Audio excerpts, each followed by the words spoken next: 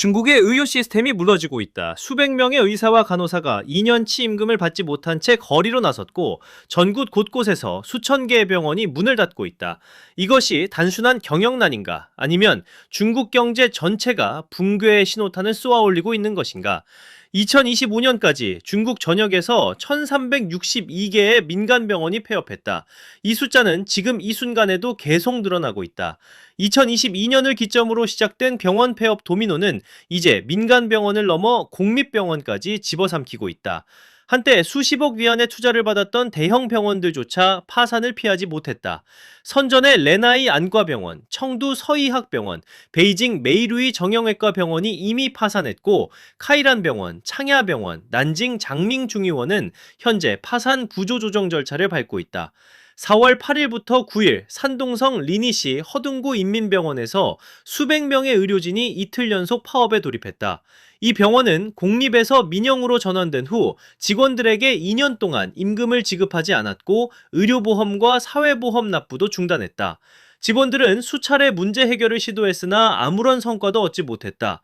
2년이라는 시간 동안 임금 없이 일한다는 것이 과연 가능한 일인가? 이 현실은 단순한 노동 분쟁이 아니라 중국 의료 체계가 얼마나 깊이 병들었는지를 보여주는 단면이다. 3월 31일 장시성 루평에 위치한 탄호병원은 315명 전 직원을 4월 1일자로 해고한다고 공고했다. 2015년 설립된 이 2급 병원은 2025년 3월부터 경영난이 급격히 악화됐다.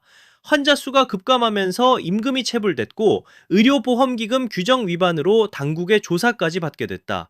4월 2일 내부 관계자에 따르면 일부 의사들은 이미 병원을 떠났고 남은 직원들은 기본급만 받으면서 성과급과 당직 수당은 전혀 받지 못하고 있다. 현재 외래진료 일부는 건강검진 목적으로만 운영되며 입원 환자는 모두 타 병원으로 이송되고 있는 실정이다. 광둥성 산토우의 창강 캉타이 병원 역시 3월 31일 전 직원 해고를 선언했다. 100명이 넘는 직원들에게 5개월치 임금 총 400만 위안이 넘는 금액이 체불된 상태였다. 이 병원은 2024년 의료보험기금 부정 청구로 260만 위안 이상의 벌금 처분까지 받은 바 있다.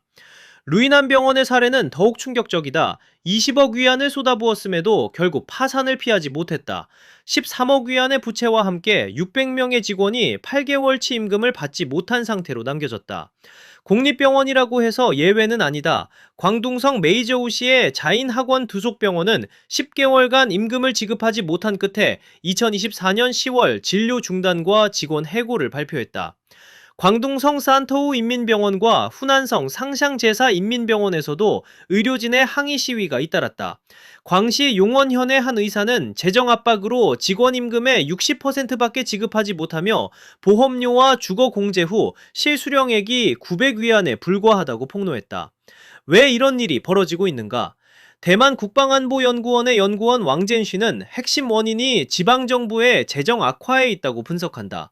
중국 병원들은 지방정부의 의료지원금에 크게 의존하는데 지방재정이 무너지자 지원금 지급도 지연되거나 삭감됐다. 여기에 정부의 의료수가 개혁과 반도패 운동이 병원의 수익 마진을 더욱 압박했다. 정부 보조금이 없는 민간 병원들은 이 이중고 속에서 공립병원보다 훨씬 취약할 수밖에 없다.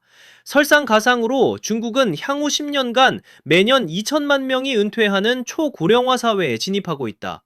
의료 수요는 폭발적으로 증가하지만 특히 농촌 지역의 은퇴자들은 너무나 적은 연금으로 의료비를 감당할 수 없는 처지다. 병원 시스템이 붕괴하는 바로 그 시점에 의료 수요는 오히려 정점을 향해 치닫고 있다. 의료 위기는 빙산의 일각이다. 중국 경제 전반에 걸쳐 임금 체불과 파업이 동시다발적으로 발생하고 있다. 4월 9일 광저우 야란지구 산업단지에서는 노동자들이 차량으로 출입문을 봉쇄했다. 3년 전 완공된 프로젝트임에도 아직까지 임금이 지급되지 않은 것이다. 수십억 위안을 투자해 10만 제곱미터 규모로 건설된 이 단지는 2025년 12월 개장 예정이었지만 아직까지 임금은 지급되지 않고 있다.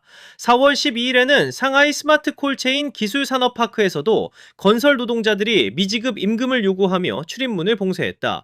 부동산 업계의 상황은 더욱 처참하다. 시기차마다 2024년 진디그룹은 매출이 52.4% 급감하고 순손실이 133억 위안에 달한다고 발표했다. 중국 부동산 개발 분야 종사자 수는 2019년 290만 명에서 2025년 150만 명으로 무려 140만 명이 사라질 것으로 예상된다. 10년 넘게 부동산 업계에서 일하다 지난달 해고된 한 감독관은 40세에 다른 일을 찾기가 너무 힘들다며 토로했다.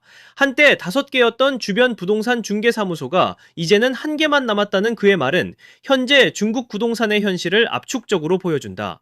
임금 체불 항의는 이제 의료, 건설, 부동산을 넘어 교사, 환경미화원, 버스기사, 세무서 직원, 은행 직원 등 사회 전 영역으로 확산됐다.